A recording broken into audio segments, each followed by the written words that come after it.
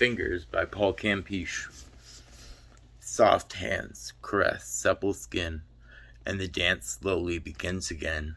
Scars heal now fall under fingertips as I love you is whispered out of barely open lips, and then a kiss as I lay in bed, soft hands embracing my weary head, subtly surrendering a sensual stance. Romance danced in the corners of her eyes that appeared so clear like a black moon set upon a blue sky. I found myself lost, unable to navigate the movement of her hands. Her hands were holding this haggard hair.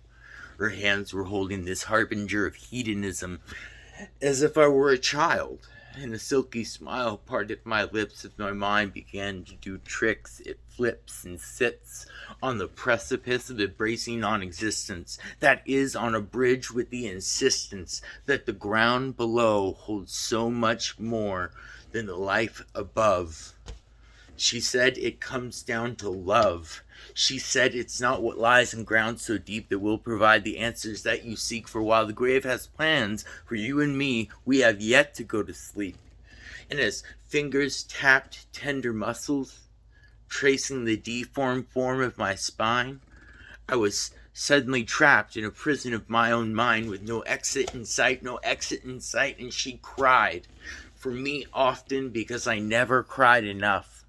She held me in her arms because she knew I was afraid of touch, and her fingers followed familiar facets, securing just like tender latchets to every inch of my body, holding me close as I slip away and become a ghost, lest I slip away and fall off that bridge, through the world, cascading down to sleep forever in the ground.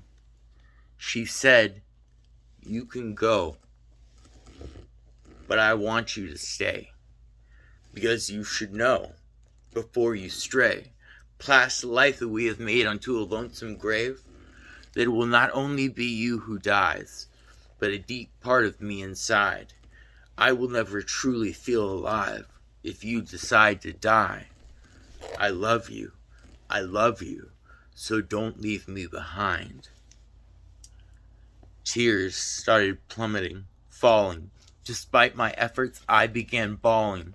I never knew what pain it was to see another person decide to leave, to finally decide not to be anymore or anything. Moans of sorrow exploded like fireworks from my heart, torn soul strings plucked, then broken apart. For I realize now what I know, that despite the agony and woe, no one ever suffers alone. And she held me close and caressed me slow, surrendering stoically, insalvably stroking. Her soft, staggering fingers could hold me endlessly. And now I know that I want to be.